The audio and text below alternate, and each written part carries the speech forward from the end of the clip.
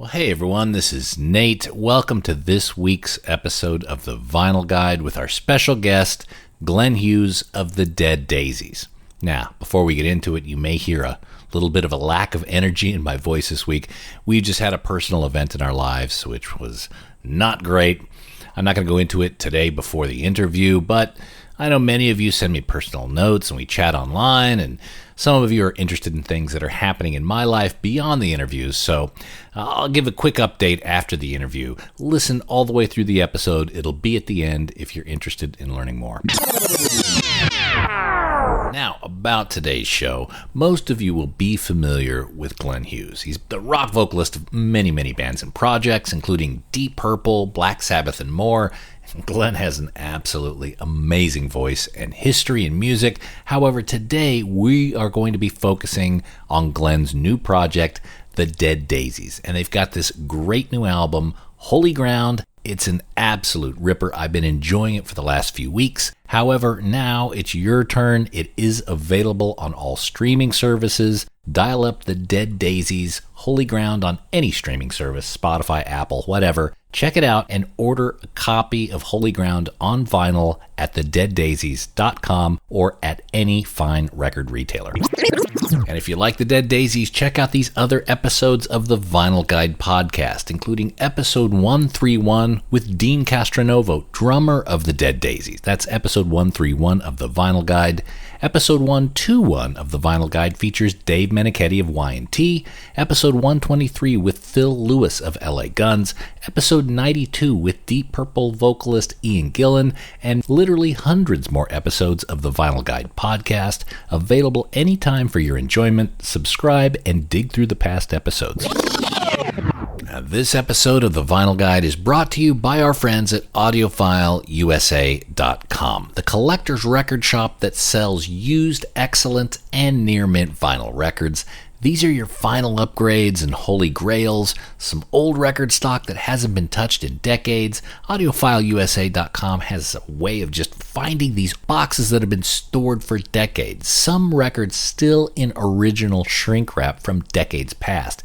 And AudiofileUSA.com ships worldwide. So go there now, AudiofileUSA.com, sign up for their newsletter, and get first dibs on all newly acquired stock. That's AudiofileUSA.com. And we're also brought to you today by the Groove Washer, the world's greatest record cleaner. I use the Groove Washer daily, and that is all I trust my records to. I have no idea what kind of bathtub gin those no-name brands concoct, but I'll be damned if it's going on my records. I use the Groove Washer, formulated specifically for vinyl records and used by the experts. Head over to groovewasher.com, use promo code VinylGuide10, and save 10% off on all Groove Washer goods. Ask for the Groove Washer by name at your local record shop or go to groovewasher.com. That's groovewasher.com, discount code VinylGuide10. And with the upfronts done, let's talk to the legend himself, Mr. Glenn Hughes of the Dead Daisies.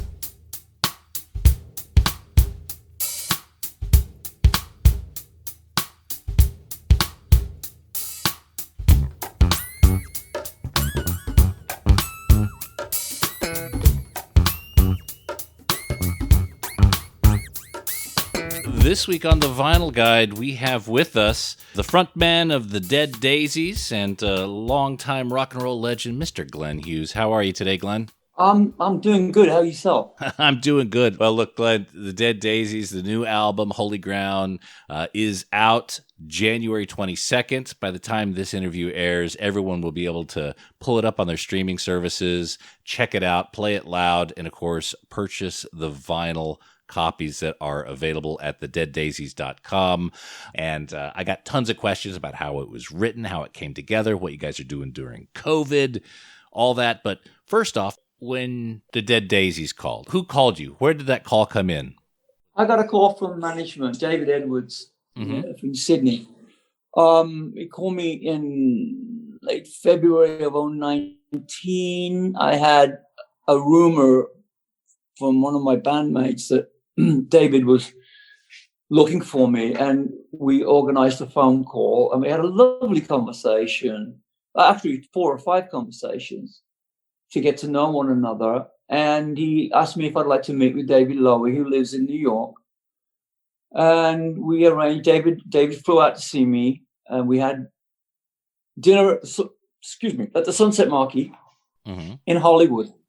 And David asked me if I'd like to get together and how would I feel about joining the band, because I've been a solo artist for so long, you know.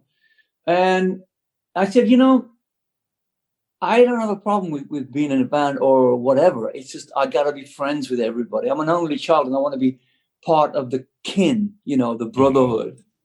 That was important to me. I've known Doug for quite a long time, and Doug was in my band 5 years ago. So for me to be in the Daisies, Nate, I had to become part of the fiber of the band and be a brother. And I felt that immediately when we got together in August of 2019 in Sunset Sound in Hollywood. And at that point, you were enjoying a solo career. I know you were touring around the world, now joining a band. What was the conversation in your head about moving from solo artist to, again, being part of a band? Great. This is great for Australia, actually, because in 2017, in September, I didn't stop as a solo artist, but I put together Glenn Hughes Presents Classic Deep Purple Live, and the opening tour was in Australia, and it was such a success. And what happened after that, Nate, we went around the world a couple of times, and 2.5 years later, around early 19, I get the call about, and to be honest with you, Nate, it was good for me to switch gears a little bit. And you know, look, I've been in Deep Purple a long time ago, and 2.5 years of doing that show was a long time. And I wasn't looking to do anything else other than maybe go back to doing another album, solo artist. You know, I get offers all the time to work with people. And then, you know, I get a call from David Edwards, and, you know, and I started to think about, am I ready to do this? It's a challenge for me again to give my love and support to a band I'm going to be in. And the most important thing for me, Nate, was songs. Without the right songs, you can't get to the next level. And David Lowy wanted me to bring my songs with me. So the day after I met him, I wrote this song called Holy Ground. And when I met with the band a few months later, I played 4 or 5 songs to them. The first one would be Holy Ground on the acoustic guitar. They had played me some demos with all instruments, and I played them my songs on the acoustic because I love the way that sounds. If you can play it on the acoustic, it's gonna win, I guess. And I was hoping it was maybe the right thing. And we all sort of decided, well, let's make a demo of this song. And as we're making the demo, I realized, you know, this is the right thing for me to do, and hopefully it's the right thing for the band to do. So as you were coming together, writing that music, each of you were making eye contact and noticing that those sparks were there. They were there. And again, good question, because eye contact is important to me. Again, the only child syndrome, I'm always like looking for that camaraderie is huge with me. And if you see any like new video clips of us in the studio, you can see there's a lot of camaraderie in the band. Very, very important. Because it leaves a good trail behind us. So the brotherhood for me is very, very important. And how did we survive a whole year, basically, without seeing one another? Yes, I saw David once in October. I've been with Doug quite a bit this year because we're quite close to one another. And so for us not to be able to be together and be pals and then play, it's been really difficult. But we've hung in there with the fans, and here we are with Holy Ground now coming out. Now, let's talk about recording the album. This was recorded prior to COVID or just at the very beginning? It was recorded December of 2019. There was no trail or glimpse or rumor from Trump or anyone else about the Wuhan connection. Again, if you or the listeners would like to view the lyrics I wrote, there's going to be people going, "Are you sure you didn't know about this?"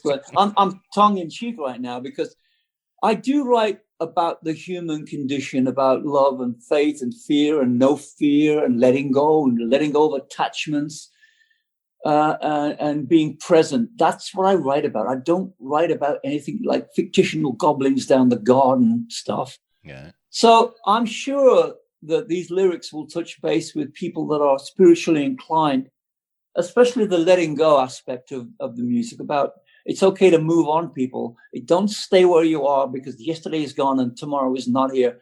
It's a big thing for me to live in this present moment.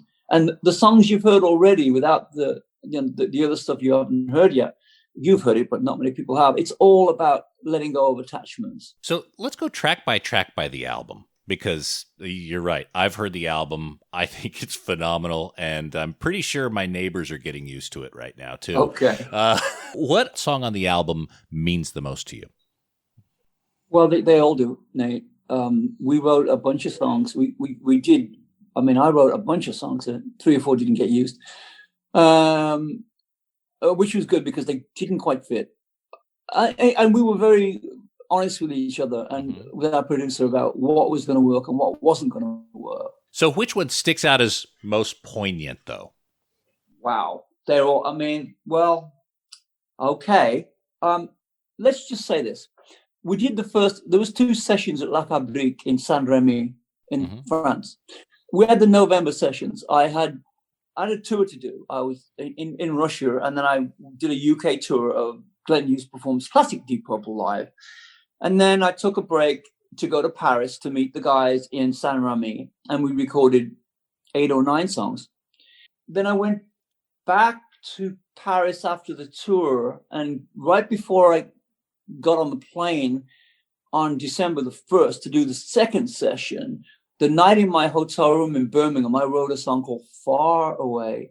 I was going to suggest to the guys, maybe, we could maybe try this. It's a slower song. It's got a heavy middle section. It's long. It's epic. Great crescendo at the end, orchestrated.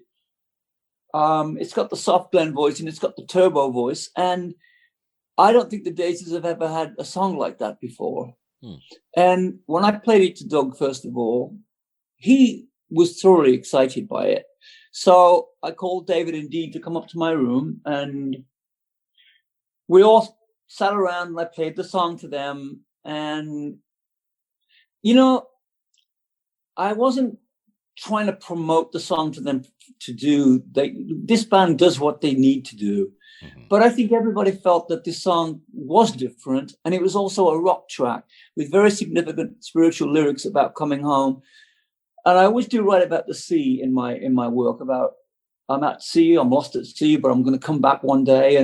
And here we are, and I'm telling people that, I want people to catch the soul and heal the pain, and love remains. And I thought, wouldn't this be a great song? And maybe, just maybe, wouldn't this be a great way to close the album? So everyone was on board. Obviously, the song Far Away is the album closer. It is. And again, Nate, I can talk about every track. I've got other tracks that I love, but you asked me, I told you what. And again, for me, because it was a song that hadn't been written yet, I had an idea. Maybe the guys would like it. If we hadn't recorded it, it would have been okay. I would have just kept it for myself some other time. But the song itself was pretty much autobiographical. What I was going through in the winter of 2019. I've got a great family life. I've got missus in LA and everything, and I was missing being home.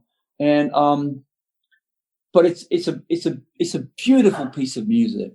I agree. Do you suffer from writer's block at all? You've been at this quite some time now. Are you pretty confident that when you get involved in a project, the songs will come even if they're not there? Another good question. Okay, let's take it like this. In the 70s, in Purple, if you want to read the lyrics from anything that David and I wrote, they were very sort of very young man lyrics, not being disrespectful, but it was very simple. And as the older you become, my dear friend Robert Plant tells the same story when he wrote Stairway to Heaven. it's a different world when you become older and wiser, if I may say so. So for me, let's just say before 1991, I don't remember the 80s, by the way, at all. I was a different songwriter before then. I had success as a songwriter, but I was told in early sobriety by a few people I know that I would become a better person, number one. I would become a better musician and better songwriter. And I said, no, that can't be possible. I've done everything. And by sort of the mid-90s, I made a couple of records by that point. I'm going, wait a minute. I'm not singing about girls and sex and, I'm singing about life. I'm singing about recovery. I'm singing about helping other people. I'm singing about, I'm just being of service.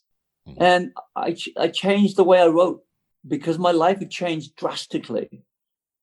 And I've never changed. I've always written about the spiritual condition and people helping one another and to heal the pain of the whole world and to put your headphones on at night before you go to bed. And you'll find yourself in the music that you're listening to. So you allow yourself to just open up and to receive whatever the universe is going to provide in terms of those lyrics. You have the confidence to go into a project. And if you don't have something ready or you haven't written with these people before, you know that something will come. Another great question. About 25 years ago, I was in a writing session with a couple of famous other guys, and it was like sitting around a computer for hours and hours and hours. And it was like so stressful because you got these guys who are all famous and stuff and everybody's trying to write. And it was so damn stressful. And I went home and after 10 minutes, I had a song already done. Not saying I don't like to write in a room with people, but I've had a lot more gratification being alone. Like, for instance, when I work with Joe Bonamassa in Black Country, I bring a song to him that's almost done, and he'll do the same to me. And then we'll get together that way. And same way with Doug. And for me, to be in a room writing in a session, it doesn't work for me. As I like to be alone to come up with an idea. My head's a dangerous place to be sometimes. So I've got to be sort of in my room, in my studio, with an acoustic guitar or electric guitar, and I come up with an idea and I bring it to people to say, hey, shall I finish this song? You want to help? Let's see what we can do this, So when you joined the Dead Daisies for Holy Ground, what were the state of the songs? How many songs were there? I'm assuming that some were already in existence and you came in and wrote lyrics, or were you starting from ground zero? Ground zero. So, and Nate, these are some great questions. We haven't had this stuff before. So the first day at Sunset Sound was, let's call it pre-production listening day. David and Dean had some ideas that was full demos with bass, drums, and guitar. Mm-hmm. I don't think there was any vocals on there, and they played me their material. And then I played them mine on the acoustic guitar. And there's only a couple of songs that we've actually finished from. One would be Like No Other that Doug sort of came up with, and I finished it. And maybe it was Bustle and Flow, and I finished that with Doug when we got to France. And the rest of it, I did come up with 5 songs that were on the album that were musically kind of there. I had titles, but no lyrics. And then we find ourselves at La Fabrique sitting in a room and coming up with a brand new song called Come Alive, which spoke volumes to me. And we pieced all these songs together. We trusted one another, and we have a great producer, Ben, who really helped. Ben Gross, he's worked on some magnificent projects. Is this the first time you worked with Ben? Yes, I love Ben dearly. He's a good man. So what's his secret? A lot of albums I hear that sound really, really good, his name is somewhere in the liner notes. He's old school. And by the way, I like old school. Mm-hmm. I'm not really a fan of the 80s, just to be clear. But mm-hmm. Well, you don't remember them. So for me, Ben's old school. And because I normally produce my own work, and working with Ben at La Fabrique was brand new. I met him at his place in Burbank. And we're down there. I was the last one to arrive in France, and I was late at night, and we had a soft drink together. And the next morning, there we are. I can't remember what song we started with, but it was pressed the green button, and we recorded live. By the way, Nate, if people want to know how do we record, we don't go the Pro Tools, drums first, and then put the bass on the guitar. No. Deep Purple and Led Zeppelin didn't do it that way, and I was damned if the Dead Daisies should do that. So for me, being in a large room with a high ceiling for great effects, and me again, we with a microphone for me to sort of chirp into. We basically got a song done every day, and that's the way we did it. Yeah, you got to capture that energy, everyone playing together. Well, with the song. The idea that Doug came up with this idea of the intro for Like No Other. We hadn't got a title for it, and we went in to cut the song. Again, the microphone is on, and it's driven by the bass, that song. And we come up with an arrangement. Doug and I came up with the arrangement, and we're playing it. And I kept singing. I hadn't got a lyric. I had a title, Like No Other, but I kept singing, You're Like No Other. Can you feel my bass line? I kept singing it and singing. I'm going, wait a minute. I went in the control room and Ben said, that really is a good hook line. And I said to myself, can I actually say that? And apparently we kept it. So for me, that's a classic example of being spontaneous and not being in fear of what you're writing and allowing yourself to be in a position to do just that. Now, can you connect with lyrics that you didn't write? Whoa. Taking a drink of water. Not really. Mm-hmm. Unless it's a classic. I mean, I re-recorded Nights in White Satin for a movie with John Frusciante and Chad Smith about 15 years ago. Written by my friend Justin Hayward. Now, you see, when you're singing a song like that, it's easy because those lyrics are so bloody good. But I find singing other lyrics that other people wrote, not really what I want to do. Do I do it? Well, yeah, I'll do it. But do I feel comfortable? I make myself comfortable. Mm-hmm. I make myself comfortable. I never shy away from anything. But I would imagine you're kind of going through the motions with that, as opposed to lyrics that you wrote that where they came from. Right. They mean a lot more. If you're viewing me, singing it live, you'll never know if I am going through the motions because it's not who I am. I didn't write I did write lyrics on the Burn song, but I didn't write the major of it. But I sing that song every damn night, and it still works for me. I also sing Mistreated, which I didn't write. Mm-hmm. So if I'm going to sing something, Nate, that somebody else wrote lyrically, if you see me singing it, I gotta believe it, and the guys in the band know that, so, but again, it's really about giving it back to the audience and the band itself believing in what they're doing is the appropriate thing. Now, you've only played a handful of shows with the Dead Daisies up to now. Is that right?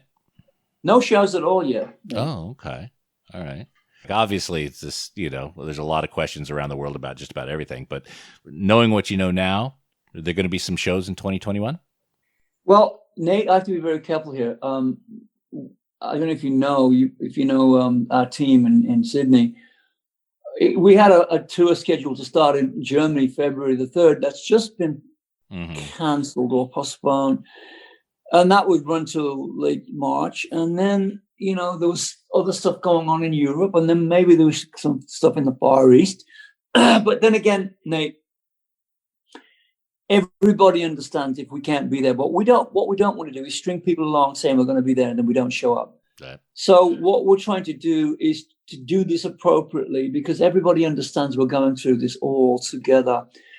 Our desire and dream is to come and play Australia amidst many, many, many countries. I know it's on the books. I know it's penciled in. And I actually did say to David Edwards, if I'm going to join the band, we got to play Australia. So, yeah. You've obviously talked about what that live set would look like. Obviously chock full of Dead Daisies songs. What other surprises could people potentially expect from a Dead Daisies show? What we're going to do, again, everybody that has made an album, the answer they're going to say is we're going to promote the new album. A selection of songs, a lot of songs from the new album will be played, and a selection of older songs from the Daisies will be played. We've rehearsed a few of them. And there's going to be, I would imagine there'll be a couple of songs from Purple I will bring in that will sound great with the band, and it will give the band some strong foundation for rock fans as well. So there you have it. Basically, new songs, some older Daisy songs, a couple of covers, and we got a Wham Bam Thank You Ma'am show. Let's say again, touring continues to be delayed. Will there be further recordings from the Dead Daisies, you think? I would imagine so. Mm-hmm. I've been writing, I say this stupidly, like a crazy man. I write all the damn time. I have a selection of songs that have been written, and let's see where we go from there. So in a situation where you're not being able to be with the other members, are there other demos and things floating around between the four of you about other potential songs? I mean, you're still working together. It's just now everyone's remote, yeah? I have I'm being very careful here. I have demos. Yes, I do. Okay. Since this is the vinyl guide, I got to ask you, do you have a record collection? You know, honestly, I do not. This may freak people out, but I have never in my life, except when I was a teenager, when in Trapeze, never collected records. I've never really bought any albums. I've always been gifted them. Only because I'm so, I don't know, man. It's like, I get it.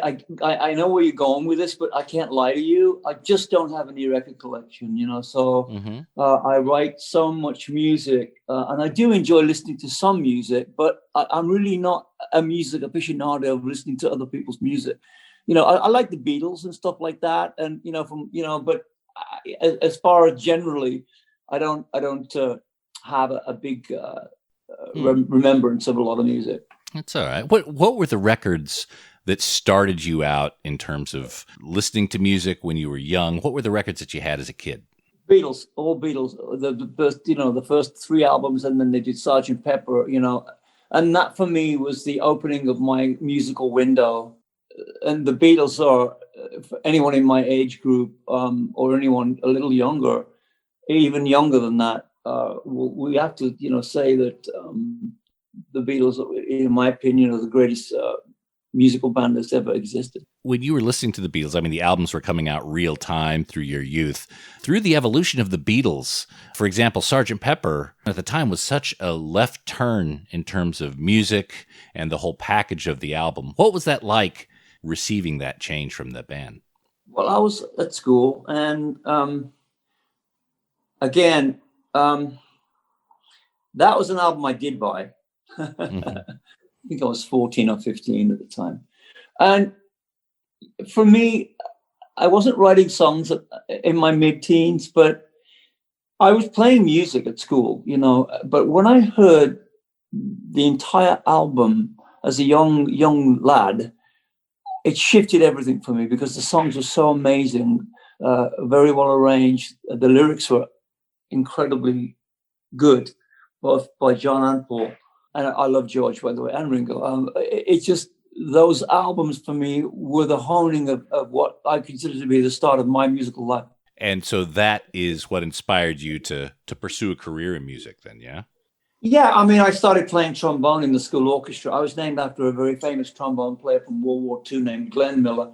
My mum and dad were big fans of his. They named me after a trombone player. So I played trombone in the school orchestra when I was 12.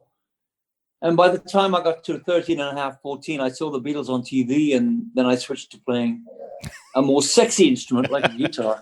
You noticed none of them were playing a trombone. No. All of a sudden, we fast forward a couple of years. Finders Keepers. Is that the first time you personally were on a vinyl record? That would be the first time, yeah. I mean, that was a long time ago. and by the way, in those times, in the late 60s or mid 60s, a lot of bands were using session players to actually play. In fact, on Finders Keepers, those 2 records I did, we didn't actually play on those songs. We actually sang on, but back in those times in England, I don't know what was going on in Australia. I think it may have been the same. They had studio guys, Decker, where we were, playing all the instruments. Well, yeah, that was prevalent throughout the industry. You had that mob out of L.A., the Wrecking Crew. They played on just about anything that was on the radio or on record. Oh, those guys were so good. Okay, so you didn't play a note of bass on that, even though you're credited to it, but you did sing. Vocals. No, I didn't. I mean, again, what I won't do with you, Nate, or with anyone else, I never. It may cause some people to ask questions about me, but I never do lie. When someone asks me a question, I'm going to tell them the truth without masking it too much. But no, not a lot of bands, unless you were established like the Who or the Kinks. If you were, coming into town as young lads, they had studio musicians. Were you a bass player at that point? I was I was playing guitar up until 1968. And then I joined Finders Keepers because the bass player left. And on Thursday, I got a call to play with them on a Friday. I had to learn everything again on the bass guitar, which was interesting.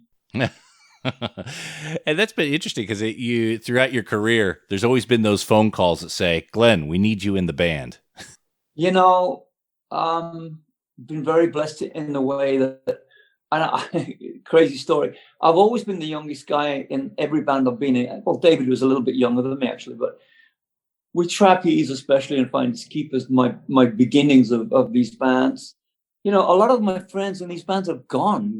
They passed away, and here am I doing still, 50 years later, over 50 years, doing what I'm intended to do as a child.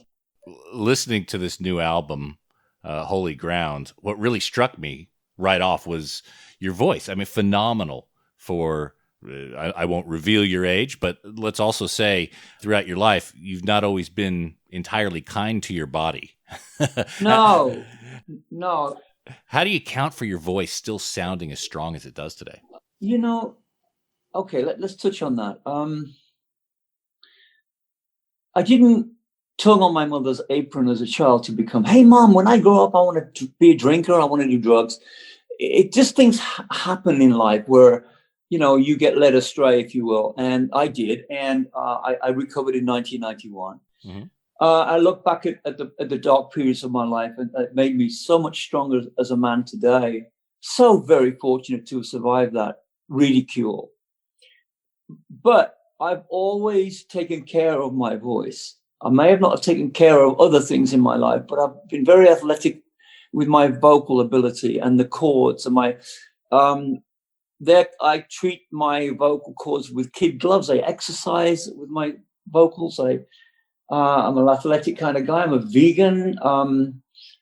I am in no fear of singing. Whereas I'm a real big soccer fanatic, football, Mm-hmm. And I know some big time players, and they talk about, when they're going to take a free kick or shoot a penalty, if they think they're not going to get that moment, they're going to miss it.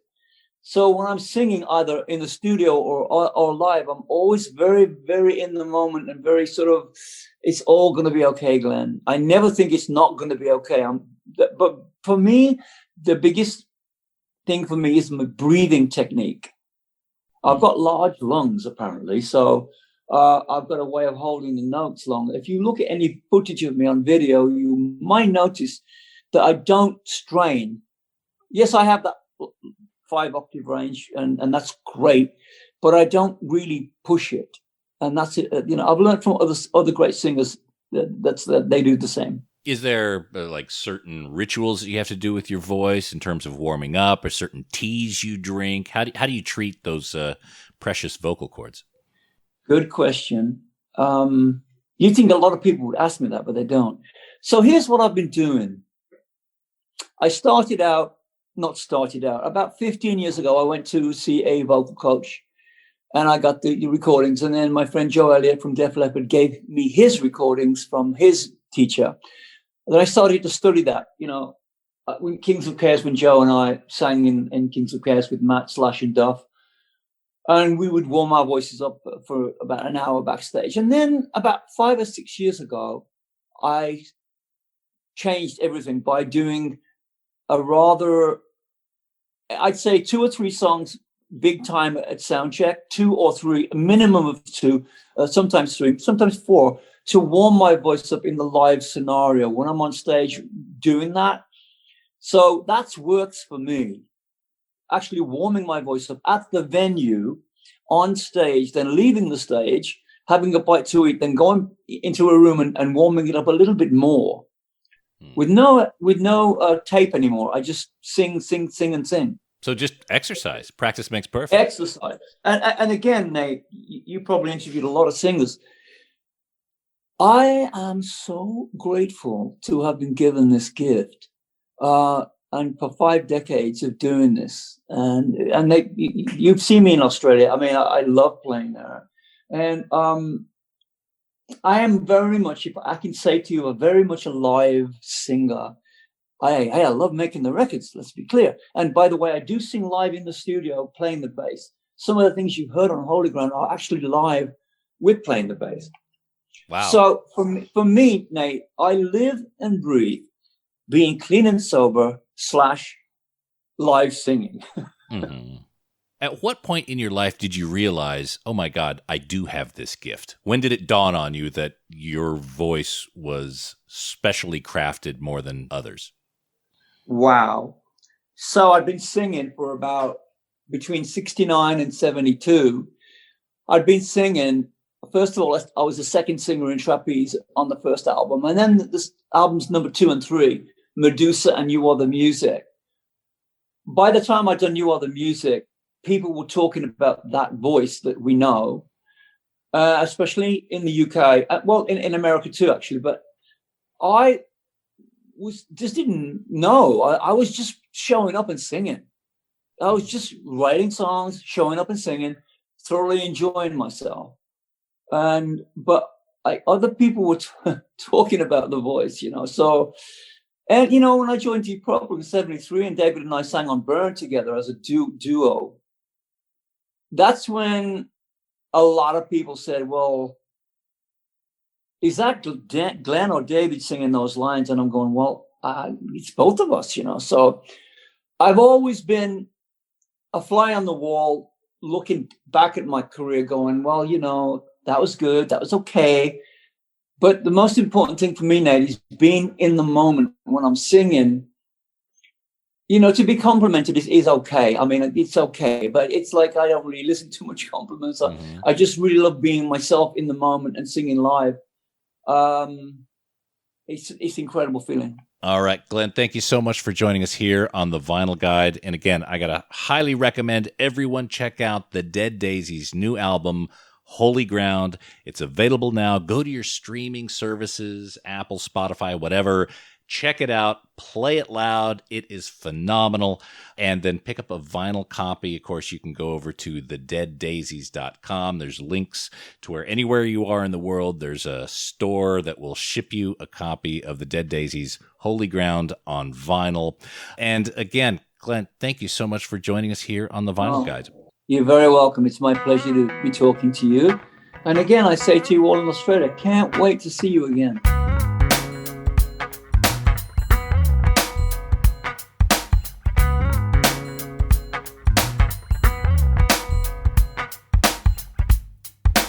All right, there we go, Mr. Glenn Hughes of the Dead Daisies. And you can hear what all the fuss is about. This album, Holy Ground, is now on all streaming services, Spotify, Apple, wherever you get your streaming music. Check it out, Holy Ground, and you could always pick up a vinyl copy at thedeaddaisies.com. All right, I'm going to spend a few minutes talking about something I mentioned at the top of the show. We had a personal tragedy in our family this week. My godfather, my uncle Robert Flores, passed away. My Uncle Bob, a very strong guy, but unfortunately COVID caught him in December, and he spent the last few weeks really just struggling for his life before finally losing that battle on Friday night. Now, my Uncle Bob was a huge figure in my life, a really good guy, one of those salt of the earth fellas who just liked helping people and always looked after his family. You know, when we were kids, he was always around, but he wasn't like this uncle. He was always wanting to hang out and do things with us and participate. He wouldn't stand on the side and just kind of let us do our thing. He'd want to be there. He'd want to hang out. That was important to him. And he was such a good guy. You know, he'd always put family's needs ahead of any kind of selfish things he would have. I don't think he was selfish at all, in fact. Whenever we'd fly into Los Angeles, which was really once or twice a year up until 2020, Uncle Bob would meet us at the airport. He'd look after us. You know, sometimes he'd feed us if we were hungry. He'd see us on our way. He'd sometimes drive, hours across Los Angeles traffic just to have a lunch with us, just to say hi, just to, he'd do that kind of thing, Whenever we go to record fairs, we'd be there at like 6 a.m. He'd come around midday, which is kind of, halftime for us, and bring some snacks, grab us a coffee. He was always happy to just help out. Even my friends who were heading down to L.A. to meet me for whatever shenanigans we get up to, Uncle Bob would open up his house, let them stay at his house when I wasn't even there, just so they could get down early and meet me the next day. So he'd open up his spare room to my friends, which is pretty damn great. He looked after us to the point that he looked after the people who were important to us, and that is incredibly unique. My Uncle Bob was just a great man, and I certainly look to him as an example of the sort of person I want to be like. Short of my father, he was perhaps my greatest role model. He lived a good life, left behind a wonderful wife and family, and he will very much be missed. So he's one of those humans that we need more of, and unfortunately there's one less of him now on the planet. Anyway, Godspeed, Uncle Bob. We love you very much, and me and Mary and the boys, we hope one day our paths will cross again. All right, well, that is it for this episode of The Vinyl Guide. I'm not going to elongate this anymore, except to say, everyone be safe, be well, wear a mask, look after one another, do what Uncle Bob would have done. Okay, everyone be cool, be safe, and we'll be back with a brand new episode shortly. All right, cheers, everyone.